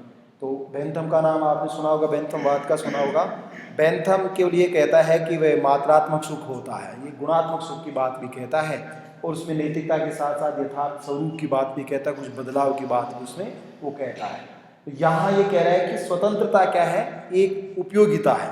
तो स्वतंत्रता के उपयोगितावादी उपागम का समर्थन किसने किया है, तो भी जे.एस. मिल आएगा, आपको ध्यान रखना है, क्योंकि बेंथम में संशोधन कर रहा है, इसको संशोधित बेंथमवाद कहते हैं। तो कह रहा है स्वतंत्रता क्या है, मानव के लिए एक उपयोगी अवसर है, तो वह इसलिए मिलनी चाहिए स्वतंत्रता। क्यों? क्योंकि वह व्यक्ति के लिए उपयोगी होती है। अगर वह दुख देने वाली होती तो स्वतंत्रता नहीं मिलनी चाहिए थी, लेकिन स्वतंत्रता सुख देने वाली अवधारणा है, तो इसलिए वो कह रहा है उस सुख पर प्रतिबंध नहीं कर सकते आप, और उस सुख का स्वरूप प्रत्येक व्यक्ति के लिए अलग अलग हो सकता है। हो सकता है कि जो शास्त्रीय नृत्य कर रहा है उसको देखने वाले के लिए अलग सुख हो सकता है, उसका अलग सुख हो गया, और दूसरा व्यक्ति जो कोई खेल, गिल्ली डंडे का जैसा खेल है पुराना, मुझे नहीं पता आप जानते हैं, ऐसा कोई खेल खेल रहा है उसका अलग आनंद हो सकता है। जो बच्चे छुपा छुपन खेल रहे हैं उसका अलग आनंद हो सकता है। तो अलग अलग हो सकता है, तो गुणात्मक अंतर भी होता है सुख में। तो ऐसे ही इस स्वतंत्रता में भी गुणात्मक अंतर होता है। हो सकता है कि किसी को झूठ बोलने में ही सुख मिलता है, जरूरी नहीं है सत्य बोलने से सुख मिले। सत्य बोलना तो हर व्यक्ति सत्य बोलना चाहता है, तो जरूरी नहीं है ऐसा। क्यों जरूरी नहीं है? क्योंकि वो सबके लिए अलग अलग है। मान लीजिए आपके लिए सत्य बोलना अच्छा हो सकता है, ईमानदारी अच्छा हो सकता है, परंतु मेरे लिए सत्य बोलना अच्छा नहीं हो। सत्य जरूरी है ना सबके लिए अच्छा हो, अगर ऐसा हो तो फिर तो लड़ाई झगड़ा अन्याय होगा ही नहीं ना।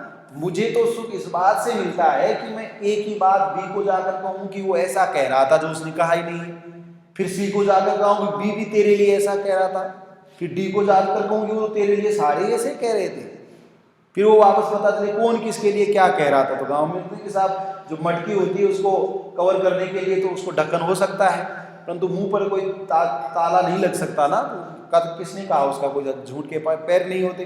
पर जैसे कह रहा है उसके पीछे आप चलोगे तो पता चलेगा किसने कहा था।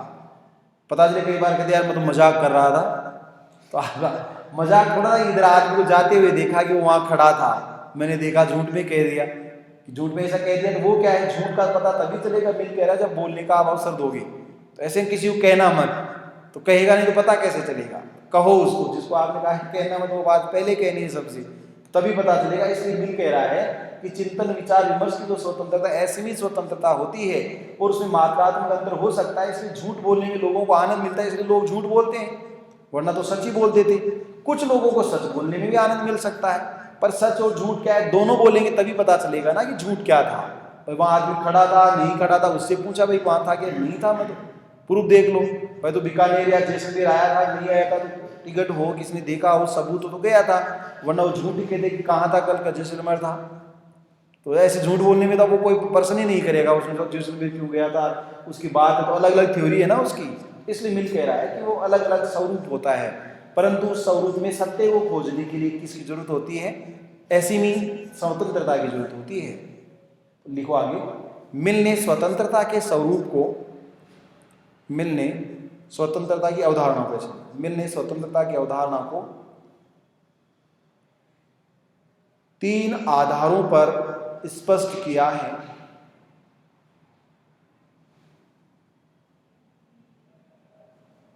नंबर 1 विचार और नंबर 1 चिंतन और विचार विमर्श की असीम स्वतंत्रता। नंबर 1 चिंतन और विचार डैश विमर्श की असीमित या असीम स्वतंत्रता। चिंतन और विचार डैश विमर्श की असीमित स्वतंत्रता। अंडरलाइन कर देंगे, असीमित। इसका मतलब ये जो स्वतंत्रता कैसी होनी चाहिए, अनलिमिटेड होनी चाहिए, अनकंट्रोल, उस पर किसी का। अब कह सकते हैं कि वह दिल चाहता है कि वह आकाश में उड़ने वाले पक्षी की तरह और समुद्र में तैरने वाले व्यक्ति को अथाह सागर, महासागर देखा आपने कभी? देखा है महासागर हकीकत में? तो महासागर क्या ऐसे अतन विशाल होता है, मैंने देखा है अटलांटिक महासागर, प्रशांत महासागर, तो नजर जहाँ तक जाती है वहाँ पानी ही पानी है। जैसे अपन देखते हैं पृथ्वी कहाँ तक जहाँ दिखाई देती है आपको, आकाश ऐसे नीचे गिरता हुआ दिखाई देता है, भाई टच हो गया जमीन को, फिर नजर नहीं जाती आपके, आकाश में तो नजर जाती है, पर सामने जैसे यहाँ बैठे हम लोग देखें तो सामने कोई वस्तु नहीं, तो लास्ट में आकाश आपको दिखता है कि वो जमीन से टच हो गए, इसलिए आप आगे नहीं देख सकते, आप अपनी दृष्टि खत्म हो जाती है। ऐसे हम प्रशांत महासागर में स्नान करके आए किनारे से, तो हम देखा प्रशांत महासागर इतना दूर है, कुछ पता ही नहीं चल रहा, तो अम्बा तो आकाश की तरह वो दिखाई, नीला रंग ही दिखाई देता है उसका, पास में रहते तो सफ़ेद वगैरह, उसमें नमक ज़्यादा रहता है, तो सफ़ेद झाग वगैरह रहते हैं उसमें, जो वहाँ अपनाते बीच पर, उससे दूर है वो समुद्र अथाह है। तो कह रहे ऐसी स्वतंत्रता क्या है जिसका कोई अंत नहीं है। अब उस समुद्र में हम तैर कर नहीं जा सकते दूसरे किनारे पर, कि हम इधर ऑस्ट्रेलिया की तरफ थे, बड़ा बहुत हिस्सा है, और ऑस्ट्रेलिया से हम उधर जाएं कि कहाँ वो टच हो रहा है जाकर, संभव नहीं हो। जहाज में संभव वो अलग मुद्दा है, परंतु यहाँ स्वतंत्रता को व्यक्त कर रहा है मिल्क, ऐसी स्वतंत्रता होनी चाहिए कि बोल, हाँ झूठ बोलता है, बोलता ही रहता पूरी जिंदगी भर झूठ बोल, तो झूठ बोलता है तो गडरी कहानी ना, झूठ बोला, एक बार बोला कि भेड़िया आ गया, दूसरी बार बोला भेड़िया आ गया, तीसरी बार बोला भेड़िया आ गया, तो चौथी बार भेड़िया आ ही गया और भेड़िया खा ही गया भेड़ों को, तब पता चला कि झूठ का क्या परिणाम है, तो सत्य आ गया ना, फिर ये पता चल गया कि भेड़िया अब तक क्या बोल रहा था, गडरिया झूठ बोल रहा था, इसलिए लोगों ने माना नहीं। तो वो कह रहे सत्य का पता चल जाएगा, लेकिन पता तभी चलेगा जब आप उसे असीमित स्वतंत्रता दोगे कि ठीक है बोल क्या कहना चाहता है, पक्ष जानते ना भाई, बता तेरा पक्ष क्या है, तू पूरी बात बता दे, सारी जितनी कहना चाहता है पूरी बात बताएगा, तो उसमें बहुत सी झूठ भी आ जाएंगी, तो उन झूठ का पता तभी चला जब आपने बोलने के लिए कहा, वरना पता नहीं चलता। नंबर 2 पर लिखो, व्यक्तित्व का सिद्धांत, थ्योरी ऑफ इंडिविजुअलिज्म, व्यक्तिवाद या व्यक्तित्व का सिद्धांत, इम्प्रेशनल बोलते हैं इसको, व्यक्तित्व का सिद्धांत। इसका मतलब क्या है, यहां जैसे कहना चाह रहा है कि स्वतंत्रता प्रत्येक व्यक्ति को मिलनी चाहिए, हर यूनिट के लिए कह रहा है। इसका मतलब है कि वंचित समूह, महिला, समुदाय, ट्राइबल सब आ गए इसमें, ये अलग अलग स्वरूप में व्यक्ति को देना चाहता है।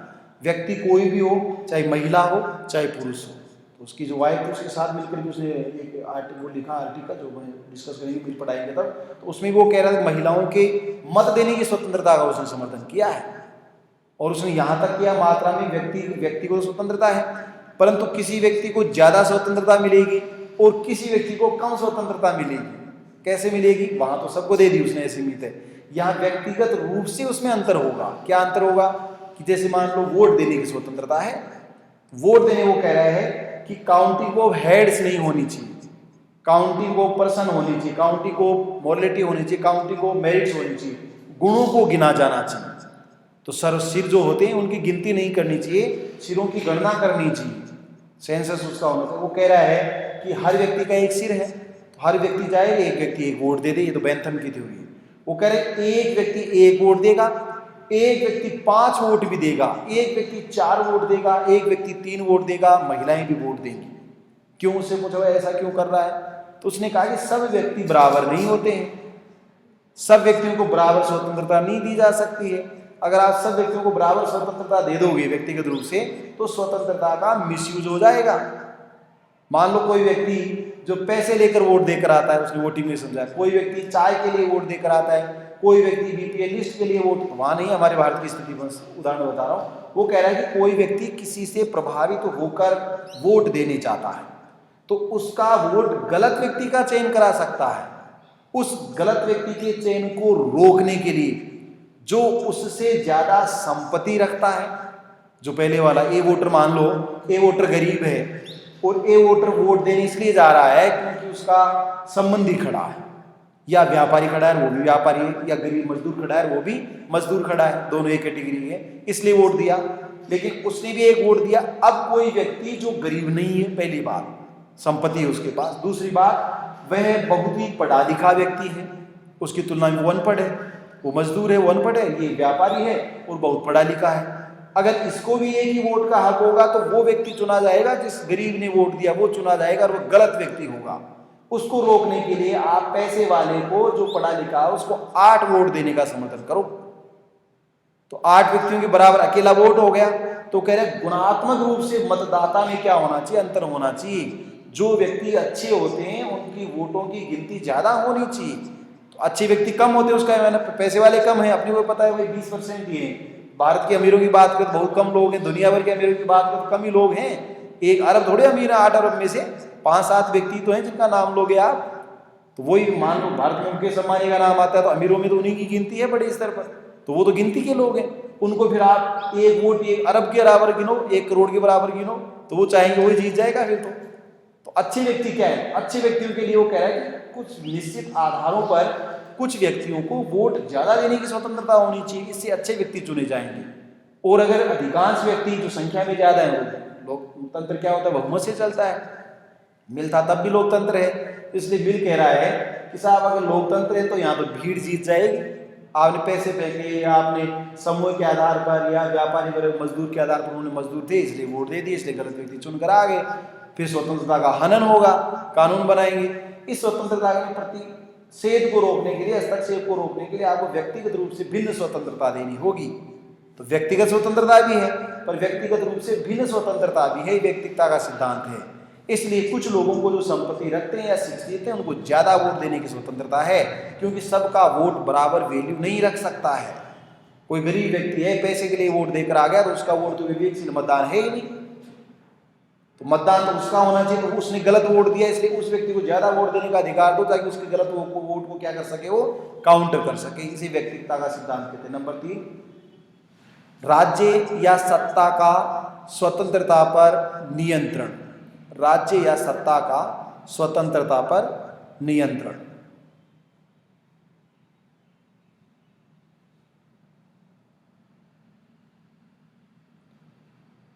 अब देखिए, जो कल बता रहा था, यहां मिल कह रहा है एक तो नकारात्मक स्वतंत्रता है, नेगेटिव लिबर्टी है। इस नकारात्मक स्वतंत्रता के साथ दूसरी सकारात्मक स्वतंत्रता, वो कैसे है? तो नकारात्मक स्वतंत्रता जो कल आप कहते हैं कार्यक्रम में, एक तो स्वयं संबंधित कार्य, एक दूसरों से संबंधित कार्य। एक तो व्यक्तिगत स्वतंत्रता होगी खुद की, और एक दूसरे की स्वतंत्रता। तो जो खुद के कार्य होते हैं उस पे राज्य का नियंत्रण नहीं होगा, मिलिए कह रहा है। लेकिन दूसरों से संबंधित कार्य हैं उन पर नियंत्रण होगा, क्योंकि दूसरों के कार्य आपकी स्वतंत्रता को प्रभावित कर सकते हैं। तो आपके निजी जीवन से जुड़े हुए कार्य हैं उन पर तो राज्य सत्ता का नियंत्रण नहीं होगा, लेकिन दूसरों से जुड़े हुए कार्य हैं उनका जब आप यूज करोगे तो उस पर सत्ता का नियंत्रण होगा। तो नकारात्मक स्वतंत्रता और सकारात्मक स्वतंत्रता, नकारात्मक स्वतंत्रता के 2 स्वरूप कि निजी स्वतंत्रता है, खुद की स्वयं की स्वतंत्रता है, उसमें कोई हस्तक्षेप नहीं होगा, परंतु या फिर उसने कहा है परंतु उसका जीवन ही खतरे में पड़ जाए तो वहां वो फिर भी क्या कर सकता है, हस्तक्षेप कर सकता है। परंतु उसको हस्तक्षेप का सत्ता का सिद्धांत या अनियंत्रण का सिद्धांत कहते हैं कि वो इंटरफेयर नहीं कर रहा है। वो आप कैसे खाना खा रहे हो, कैसे भोजन कर रहे हो, ठीक है, पर वो शरीर को नुकसान पहुंचाने वाला नहीं होना चाहिए, आपके मृत्यु से जुड़ा हुआ नहीं होना चाहिए। ऐसा आप भोजन कर सकते हो, ऐसा साहित्य पढ़ सकते हो जिसमें आपका सर्वांगीण विकास हो, पढ़ते रहो, उससे राज्य को मतलब नहीं चाहिए 24 घंटे पढ़ो, राज्य कब मना कर रहा है। पर गलत चीजें मत पढ़ो, राज्य के कहना है टीवी देखो लेकिन गलत चीजें मत देखो टीवी पर, उसका ये कहना है। नेट चलाओ, गलत तरीके से नेट का यूज मत करो, फिर आप चलाओ, कोई दिक्कत नहीं, सब चला ही रही। तो अधिसत्ता का नियंत्रण स्व संबंधी कार्यों पर तो नियंत्रण नहीं होगा, परंतु पर संबंधी कार्य, दूसरों से संबंधित कार्य, उस पर क्या होगा, नियंत्रण होगा। ये जेसमिन के अनुसार स्वतंत्रता का स्वरूप है। ये स्वतंत्रता के अलग अलग चिंतन हैं, ये स्वतंत्रता की अवधारणा।